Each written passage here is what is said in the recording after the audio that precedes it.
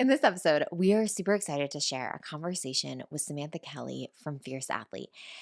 And this dives into so much about femininity, about athletics, about our body, about theology of the body, about how we are striving to earn God's love, and so much more. And so we are just really excited to share a conversation that was challenging and encouraging to us. And so we pray that it is able to inspire you as well. All that and more coming up next. All right, Sam, welcome to the Catholic Link Show. Thanks so much for having me. For our listeners, we are super excited today to have Samantha Kelley. She is the founder and president of Fierce Athlete, which is dedicated towards bringing beauty and truth into women's athletics and really helping young Catholic women be able to realize their identity and to grow in their faith through athletics. And so I'm super excited about this conversation. There's so much on this topic that I want to jump into. But Samantha, can you give us the background of how you went from a Division I athlete into founding a Catholic nonprofit organization? And yeah, just what was that like going through that? Sure. Well, it definitely wasn't my plan for my own life, but that's kind of how things work. Yes, like you said, I played Division I soccer at the University of Connecticut. And while I was in college, I had a reversion back to my Catholic faith.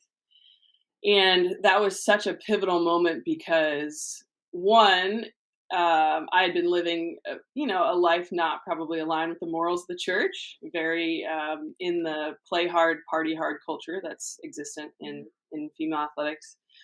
And two, once that reversion happened, I looked around and I was the only person on a team of 32 girls practicing any type of Christian or Catholic faith. And so there was this large gap that existed. And I just began to try to share my faith, to invite girls to mass, to invite them to Bible study. By my fifth year, I ended up taking an extra year because I had some injuries. I had 12 girls coming to Bible study, and I was mentoring girls from all different teams on campus. And the Lord just kind of showed me that that's where the need was. I had been thinking about going into finance or going to law school.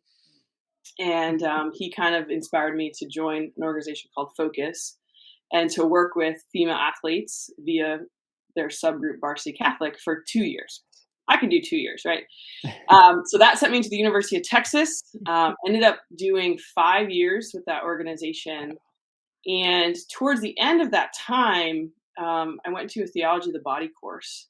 And even though I'd been mentoring women through issues like eating disorders and all sorts of promiscuity and identity issues, I felt like once I discovered the teaching of theology of the body, I finally had answers to some of their questions. The goodness of the body, what true femininity is, all these things.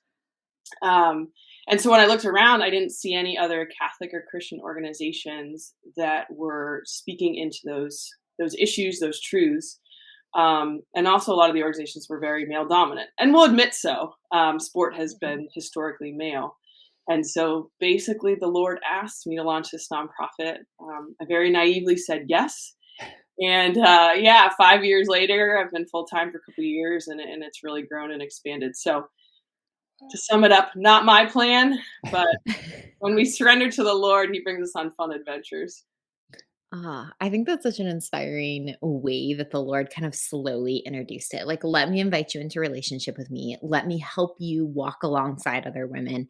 And then let me show you an area that my truth needs to be shared. And I think theology of the body has had a huge impact in our lives, in a culture where it's such a radically different concept.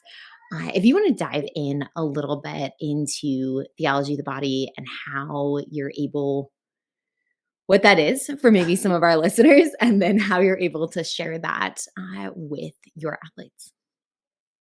Yeah, I mean, theology of the body in a definitional sense, it's very vast. I mean, John Paul. Yeah. Oh yeah. Yeah. Just sum up all of theology of the body. Yeah. Like all of John Paul's seconds. Just go. Yeah. Right now. I know. Because I think GP2 took, I think 5 years to write it, 4 years to deliver it. and then the rest of it is pontifical. The pontificate, he unpacked it. So Yeah. it's very deep. It's beautiful. But essentially, what it says is that our bodies reveal God, theology of the body. And what it means to be a human person is that we're body and soul.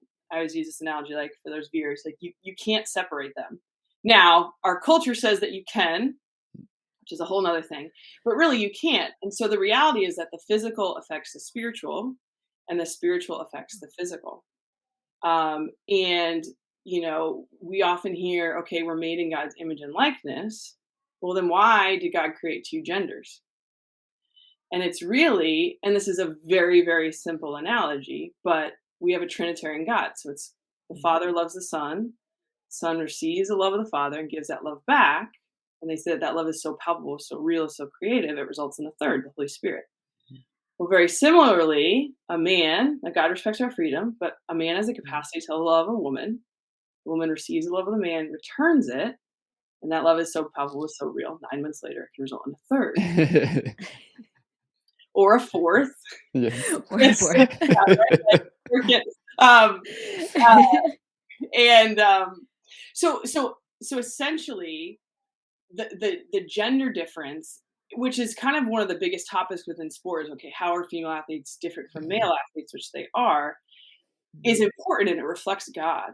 And so how this all kind of relates to fierce is, one, we spend so much time thinking about the soul in the Catholic Christian sphere, but the body is really important too, because I want to be able to pray well, I have to take care of my body, and vice versa, because they are connected.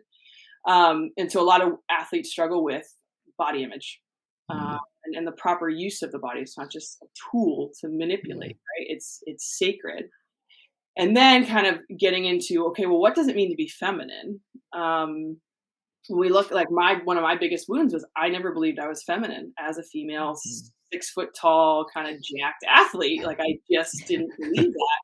But that's a lie, right? Because we have to be so careful with our language these days, because we are body and soul. So the fact that I have a female body, I am feminine in my whole being. And the gender difference, I'm throwing a lot at you here. But this is awesome. This Keep going. is great. Up. You want to talk to me? But the gender difference, right, reveals that actually male and female are different, and it reveals our internal, almost our soul, for lack of a better word. Theologically, it's a little bit more complicated than that. But so as a woman, in the sexual act, I'm receptive, and then I can bear forth life. So the height of my femininity is receptivity and bearing forth life. Men, they're external in the sexual act, and so their height of their masculinity is sacrifice. So it's like, this is why men and women, when they play basketball, it's different. Men are driving to the hoop, they're more individualistic, there's more sacrifice involved. Women, it's more team oriented, more passing. They say it's a prettier game. So to sum all that up, I was actually exercising my femininity every time I was playing my sport, because of my receptivity to pain, my receptivity to others, bearing forth life in a certain way. So all of these things kind of culminated in, wow, this is the way I could be sharing TOB within this sphere, and starting to kind of combat some of the lies that women specifically are struggling with in that sphere. Oh, so good. Okay. Yeah. So much. No. So much to unpack. Let's Yes. let's pull on this thread and see what unravels a little bit. What could you put our listeners who maybe haven't been a young athlete in a little while, of what is your average, say, like college female athlete struggling with right now? What are some of the issues? Because I would imagine that some of them are the same from when we played sports.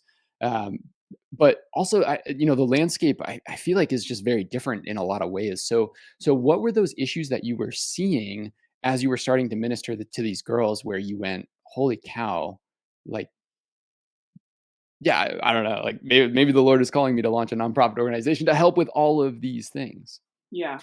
And before I say that, I would say, even if our listeners aren't female athletes, or I believe once an athlete, always an athlete. So maybe haven't participated in sport in a while, but are still. I think a lot of the struggles there may be manifest in a unique way, but I think women of all ages and spheres struggle. But I think they're heightened in athletics and very well hidden. given Mhm. that I need to perform.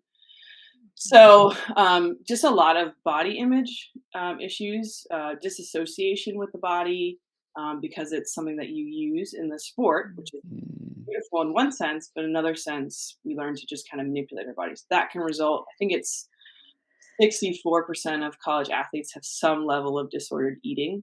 Now, the diagnosable um, issues are a lot lower than that, but it's still a pretty high percentage.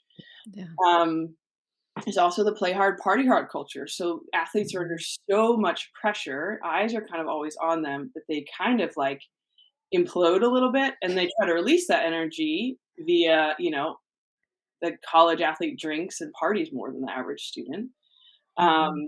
And then coming with that is a lot of promiscuity. And then on Mhm. the female side, there's a lot of women that struggle with same sex attraction. Mhm. And there's a lot of confusion surrounding sexuality. Beyond that, because of all the pressure, you're seeing a lot of mental health issues. I think that's heightened probably from when I played. Mm. Um, and then, now there's even more pressure because there's things like name, image, likeness. So athletes can now be sponsored. So it's almost like Mm.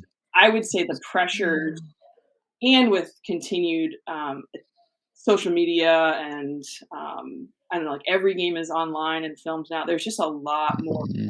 on athletes Mm. today and visibility, which in some regards is Mhm. awesome. I mean, sport is an incredible avenue for virtue. However, it also Mm. has created this very high stress environment that leads people to kind of fulfill that, I don't know, let out that pressure in Yeah. ways. Ah. Ah, I think the using of the body and then the confusion of what is true femininity and this idea as we reveal the gifts of John Paul II and dive into what is classified as the feminine genius, this idea that in athletics there is this pull of, well, I need to be strong and courageous and feel very much like a masculine output because of the competitive side of it and what we classify as feminine, like, oh, just sit on the side and like cheer nicely, is not like the what we need to do on the court or on the field. And so this reality of you saying like I struggled with that femininity, and yet how you reclassified how you were living out receptivity, how you were living out just Mhm. this giving of yourself on the court and then the mentoring or field. Obviously, I played tennis, so my terminology, but I, I think of that like redefining and really diving into what does that word mean in more than just the surface level, and then like all of the struggles that women athletes are meeting today, I think is, oh, what a gift to have Mm. your organization to dive in and to support that. Yeah, so okay, so there are a lot of, struggles that young women are Yeah. going through right now, and yeah, you're starting to see all of this stuff pop up, and you're helping women through that, but so now what does Fierce Athlete do in order to help these women? You just see this, like, oh man, there's this trauma of all of these things going Yeah. on, and so how do you help so many of these issues with these women? Yeah. I mean, I think that the biggest thing, and this is more from a what we preach, and then I'll kind of get into the how we do it, is any issue of identity and femininity. This is kind of a bold statement. Is Mhm. just a lack of understanding who we are. Mm. Because it's like I'm more than my performance. I'm more than my coach's opinion. I'm more than all of these things. Like first and foremost, I'm a daughter of God. Period. And that exists whether I go on and become the next Mhm. Olympic gold medalist or I stay sitting in this chair and do nothing for the rest of my life. Like God just loves me because I'm me. Period. Once you can help women realize that truth, then kind of the issues you see where the gap is between a lot of the issues that I kind of lined out. But that's where you have to start. It's just you're just loved as you are. period. And that is a very freeing truth for people. And it's something we hear all the time, oh, I'm a daughter of God. But I think helping women internalize that it to their specific, struggles or stories, I think is just key. And then from there you go, okay, you're a body soul union as a daughter of God. God's given you these incredible gifts. Like you want to use them to the full potential. If you're sitting there for the rest of your life, are you really using the gifts God's given you? Well, no, he's still going to love you the same, but like these, you should use these to the fullest of your potential. And that includes that competitive side that you were just talking about. I always use Mary as an example. It's almost, it's not redefining the definition of femininity. It's like shifting the culture's definition. Because if we look at Mary, we're all feminine. So it's not like she was the most feminine woman that ever lived. We all are feminine, but she lived out her femininity perfectly. It's a little nuance there. And like, she crushes the head of Satan. Like she's a total BA, total BA, so fierce. And yet she's the most tender woman that ever lived. And so giving women permission to be intense, but not divorce it from that natural, nurturing, tender side that they have as a woman. And so kind of helping them find that balance. And then bringing them into the fullness of the truth of the church, and then helping equip them to share that this was from them. Now, the practical ways that that's done is, we have a podcast, the Fierce Athlete podcast, which is kind of our widest resource. We just talk to different individuals who have been, in the athletic sphere, or, we just had a season on this whole identity. You're more than parents' opinion. You're more than, you're more than kind of all these things that fight for our attention and our identity. And then I also travel the country speaking. I partner with different high schools and colleges. So whether that's giving a talk or running retreats or preseason retreats, or we do strength and conditioning clinics. It's kind of a mix of a strength and conditioning clinic and a theology of the body retreat. I also mentor individuals one-on-one. For our young adults listening, I have a certification in strength and conditioning and a master's in psychology. And so I do personally train people virtually. It's kind of a spiritual and a physical coach. So I'm writing workouts for individuals. There's different spiritual inspirations tied in. That's one of my favorite things to teach people how to pray through working out. Yeah. And so I have a whole client base that we do that as well. And then coming up, I have a book coming out, hopefully by the fall. Nice. And if we have any former athletes, hopefully this fall we're going to beta it this fall, but by next year, we're going to have a course for athletes who have transitioned out of sport. Cool. Because that's just a big, okay, how do I heal from my experience? How do I work out now? How do I eat now? Like, what do I do? So a lot of those questions will be answered as well. Oh, that's such a good resource for the transition point, I think, is when you've been in that high level of intensity and physical to like, okay, well, what does workout look like now? I'm no longer competing. And then I think also I just want to go back a minute to the identity. I think the achieving, like the desire to prove yourself and therefore earn God's love because you've been earning success on the field and earning your spot and earning the approval and and how that also translates sometimes to academics and all of the different spheres. How have you really helped that sink in? I don't know if there's one piece of advice that you would offer someone who struggles with the I desire to achieve the Lord's love. And as you mentioned today, maybe that's even more heightened with how public my failures and successes are across social media or TV. And yeah. Yeah. I mean, I think in how I treat people, it communicates that.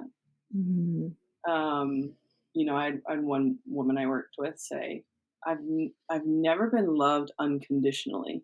I realized my whole upbringing was conditional love. Wow. And that was a hard one to just hear. But praise God, like she was able to experience that. But ultimately, like I'm always pointing towards the Lord. And you'll find like in a lot of ways, this reality sinks in when somebody's struggling. I mean, ideally you teach them before, right? So like Yeah. when that moment comes, but it's heightened when somebody gets injured, right? Because they can achieve. Yeah. Mhm. No, like, no, you're just loved as you are, even though you're, Mhm. you know, or if somebody is, I have a girl I worked with who had a mental health crisis and had to like leave school for 6 months, and it's like she was brought to rock bottom Mm. Yeah. and then built back up with this truth where she's like praying regularly now and just like Mhm. thriving. Could Mhm. be she's leaning on the Lord, or you have somebody they retire, right? And suddenly it's like I Okay. can't achieve in this way. Now they can take that to other areas of achievement, and Mhm. that's how you want to help them up to that point. But I think it's how we accompany people. Um, Mhm.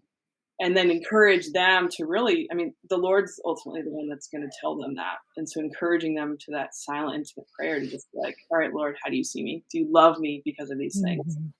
And letting Him be the one to heal hearts. I just try to help facilitate that in some minimal way, you know? Yes. I I was just thinking about, so all of these things, right? The beauty of sports with the struggles, and we have, as you got to meet our oldest daughter Rose, we're pregnant with our third daughter now, and so it's a conversation that we've had a little bit as we're talking about, okay, as they start to get older, what do we get them involved in? Because both Katie and I grew up playing sports, and we saw both the goodness, being able to grow in virtue, fortitude, all of those things. But we also saw the downsides of, or the potential downsides of the culture, and the pace and the stress and all of that. So what would you recommend to maybe young parents who are trying to look forward a little bit, and maybe try to harness the goodness of sports, but also try to balance that with raising their kids in the faith, and yeah, maybe they have a desire not to be driving to 10 different practices every single week, and I don't know, talk a little bit about that. What have you seen in that, or just your thoughts? Yeah, I think it's a balance. Um, I'm just a huge.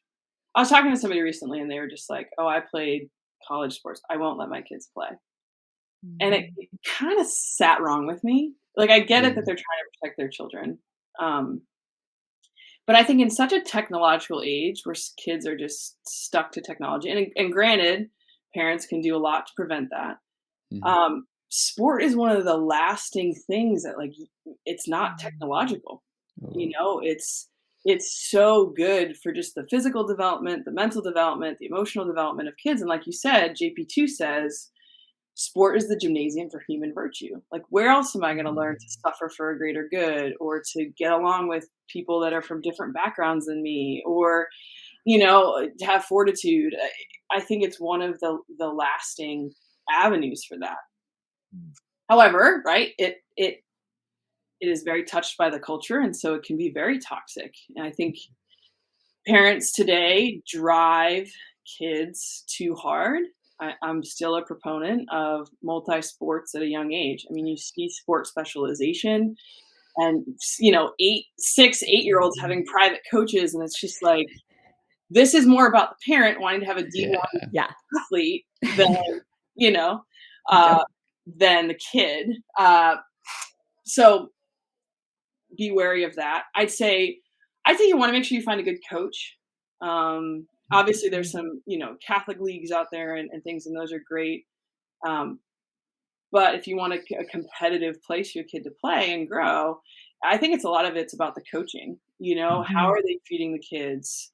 Are they losing their temper? Are they making comments about kids' bodies or their weight, Mhm. or are they really there to help make these kids better people? Is it not just about Mhm. winning? Is it about kind of some of those values? And I think trust the foundation that you lay as parents, because it's you can shelter a kid for so long, but I think there is a healthy Mhm. way to allow them to play sport and interact with people different from them, but then having those follow up conversations of like, Mhm. okay, this person said this today, or this. I think praising effort is a huge thing.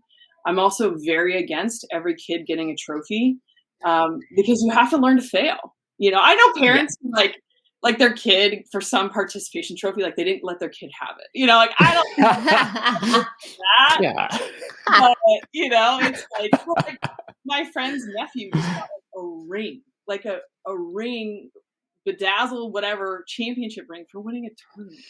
And he's like 10. It's like, no, rings are for championships, like big time. Yeah. Yeah. Like, yeah. And so I think as parents, you can do your best to kind of navigate some of that materialism and kind of craziness. But again, I think that what it teaches kids, and if you kind of have those bumpers in place, I think it's invaluable. Hmm. Ah, so much is good there. And it really struck a chord of not taking our own wounds. I think this is a confession of us struggling. So I went to the Air Force Academy, 80% male, 20% women. There's a whole lot of discovering femininity in that sphere. And the physical requirements of that. And sometimes we're like, "No, our girls are not going there." And realizing that those are our wounds. Yeah. And as you said, when they were like, I'm not going to let my kid play college athletics. And it's this reality of, okay, well, take your wounds and build the bumpers, but let's continue being open to maybe where God is calling your child and looking at what was good. Because the Air Force blessed me in amazing and incredible ways, including bringing Jesus into my life in a profound way, bringing me my spouse and my vocation. And I can never look at maybe some of the detrimental side of it and go, oh, that should all be tossed out. And I think that that's such an important element as we do discern sports and activities and commitments in our family. Thank you. Thank you for calling Mm. me out as a mom who sometimes wants to throw the bathwater out with the bath and like the whole Baby out like with the yeah, bathwater. the whole thing. The whole thing. So the whole All of bath out. it. Just all of it. Just go. And we're just gonna change everything. And that like isn't the healing the Lord's calling me to or the path that maybe he's calling my daughters to. Um yeah, and letting them discern and build in the bumpers to highlight how it can be virtue growing. Yeah. Mhm. Oh, thank you. Yeah. Yeah. Any other thoughts on that? Because that was good. That was Yeah, one more. I have a girl I work with, and I've worked with her since she was in sixth grade, obviously with Yeah. permission from her parents. Um, and she was saying I guess when she was in eighth grade, she was saying she's part of this new team, and she was saying my parents don't really get involved. They Mhm. actually make me talk to my coach if I have an issue about playing, or it's one of the biggest things. Oh my gosh, youth sports, it's all parents. It's all yeah. political, it's all parents. Well, my kid needs to play this position, this. Yeah. And I talked to her parents, and there's been like one or two circumstances where they've had to step in because maybe a line was crossed or to clarify. But this girl, and she doesn't have a cell Mhm. phone. She's very just kind of like protected, but at the same time in this sport world, I mean, she's just voted captain. Like people respect her because she's had Mhm. to learn the skills of communication and self. Mhm. Yeah. And so I think that's just a word of advice or a caution to parents, like Mhm. teach your kid how to have those conversations. And again, make sure that the intention is checked. It's not about, well, I Yeah. want you to play this position or this isn't fair. Um, but again, there are points where if something's out of line, like as a parent, Mhm. please step in, but Mhm. that has just kind of stuck out in my mind of a good balance, like letting kids be their own advocate, obviously in an appropriate age, um, Mhm. Mhm. which I think is another skill that they can learn through sport. That's so cool. And man, I feel more and more, especially as we become parents, trying to find that the balance of take sports, for example, of right, you have the helicopter parent or the snowplow parent or whatever you want that's like always involved. And growing up, I saw that out of teammates and other things where, parents were acting like their kid was, you know, Good. was going to go play professional soccer and like she probably wasn't even gonna get into, go play soccer in college, but they just treated it so, uh, yeah, militant, and they were, yeah, yelling at the coaches and stuff. And you're like, that's probably not the answer. And then, but on the other side, right, you just want to be careful of just dropping your kids off and not having any idea of what's going on or what the coaches are speaking into them, because they're, those potentially could be wounds that they're going to carry for the rest of their life. So yeah, I think all of that is so important, and we're constantly trying to find the balance of what that looks like. I was curious, you mentioned that you're writing a book. Can you tell us about the book and what's in Yeah, it? yeah, I don't have the official title yet, so Okay. hopefully that'll be revealed soon. But essentially, it's the premise of it is being a complete athlete physically, mentally, and spiritually. And so it's kind of a practical guide um, for the young female. I mean, it's written for the female, but it's pretty neutral. Men can read it too. But yeah, ways to really actually incorporate your faith into all spheres of what it means to be a human person, but as they kind of relate to athletics. Mm, so good. Can you Do you have anything coming up that you're super excited about? Is there like a camp that's on the horizon, or is there something other than your book that you're publishing that yeah, yeah, in your free time? Probably take Yeah. some time. Yeah. Yeah, yeah, tell us what you guys have going on at Fierce, and just something that you're excited about on the future. Yeah, we're getting some really cool new opportunities. So I've worked a lot with Ave Maria University in Florida. That's kind of been my flagship and all their female sports teams. So some stuff coming up with them, but I'll be at Steubenville in the fall, which is exciting. And Mary, we're having some other conversations with some other Catholic schools and then Catholic high schools as well. We're going to be doing clinics within the next year in Denver, Philly, DC, and then one other. So if there's any listeners in that area, kind of keep an eye out for those. And then yeah, this is kind of new news. We're going to be kind of running a campaign for this, but we're going to look to launch Fierce Coach. Ooh. Hopefully by the new year. We just have to kind of raise the funds and the support for that. But again, speaking to all these kind of coaches having outside of a parent, I mean, kids will admit coaches are one of the biggest influences in their life, and they have such opportunities to positively impact and negatively Sure. the women they're working with or the boys. So we're going to try to develop that and develop resources for coaches to better advocate for some of these truths and the issues that they're seeing, but also yeah, just be kind of holistic coaches in how they treat women and how they coach. So lots coming up. So Lots good. coming up. Cool. Where can people find out more about Fierce Athletics and what you guys have going on in Yeah, the future? so fierceathlete.org. That's kind of the hub. So it's all Mhm. there. Nice. Perfect. Well, Samantha, thank you so much for coming on the show. Man, there's so much goodness in this. Yeah, I I think we could recommend. dive into each one of those Yeah, statements I'll for come an back. yeah. hour longer. I'll, That's right. Yeah, yeah. okay. Round two. But again, for our listeners, please go check out fierceathlete.org. All the social media handles, and yeah, I would just maybe challenge our listeners a little bit into praying about this. Where does femininity fit into your life in fitness, in your body, in your soul, in your mind? How can we grow in health in all of those senses? Uh, yeah, and then just to check out all of the resources that Fierce Athlete has, because there are some incredible resources that are there with the podcast, with all of the things with the book that's coming out. So, but again, Samantha, thank you so much for coming on the show. We really, really do appreciate it. Absolutely. Thank you for having me. It was a lot of fun. For all of our listeners, we are praying for you guys until next time. Take care and God bless. Are you going to be an athlete one day? You going to play sports? Yeah. One day.